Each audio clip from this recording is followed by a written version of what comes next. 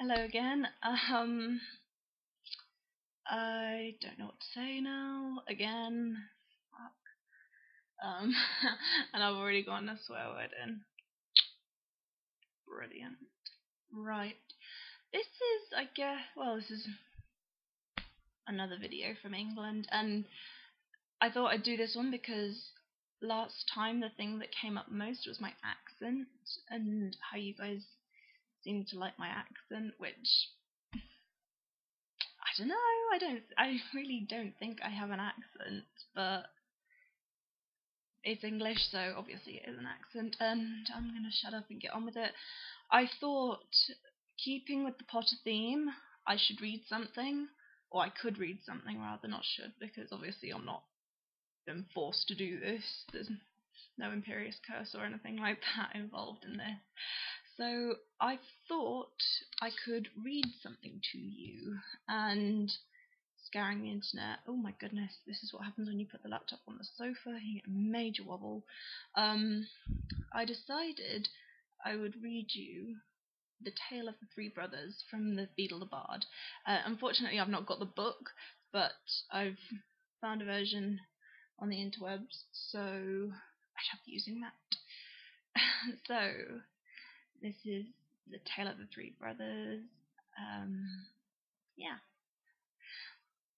There were once three brothers who were travelling along a lonely winding road at twilight. In time the brothers reached a river too deep to wade through and too dangerous to swim across. However, these brothers were learned in the magical arts, and so they simply waved their wands and made a bridge appear across the treacherous water. They were halfway across it when they found their path blocked by a hooded figure, and Death spoke to them. He was angry that he had been cheated out of 3 new victims, for travellers usually drowned in the river. But Death was cunning. He pretended to congratulate the three brothers upon their magic, and said that each had earned a prize for having been clever enough to evade him.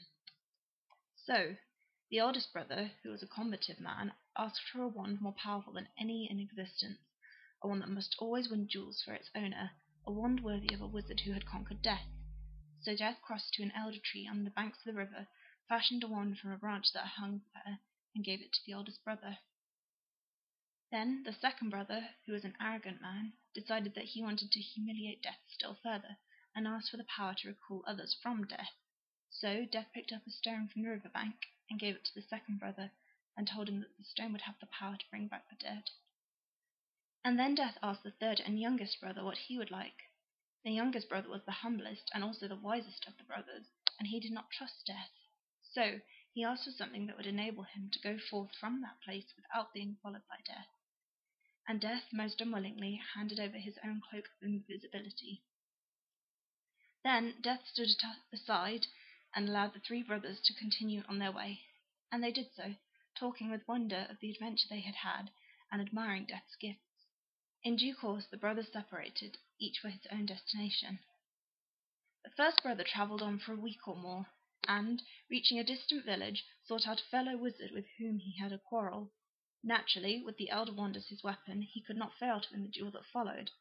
Leaving his enemy dead upon the floor, the older brother proceeded to an inn, where he boasted loudly of the powerful wand he had snatched from Death himself, and of how it made him invincible. That very night another wizard crept upon the eldest brother as he lay, wine-sodden, upon his bed. The thief took the wand, and, for good measure, slit the oldest brother's throat, and so Death took the first brother for his own. Meanwhile the second brother journeyed to his own home, where he lived alone.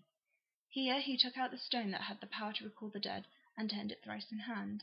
To his amazement and his delight, the figure of the girl he had hoped to marry before her untimely death appeared at once before him. Yet she was sad and cold, separated from him as by a veil. Though she had returned to the mortal world, she did not truly belong there, and suffered. Finally, the second brother, driven mad with hopeless longing, killed himself so as to truly join her, and so Death took the second brother for his own. But though Death searched for the third brother for many years, he was never able to find him. It was only when he had attained a great age that the youngest brother finally took off the cloak of invisibility and gave it to his son, and then he greeted Death as an old friend, and went with him gladly. They departed this life as equals. I screwed up quite a bit, but I'm not really that bothered. I mean, you don't read perfectly, so yeah, I shall hopefully talk to you guys soon and whatnot. So bye.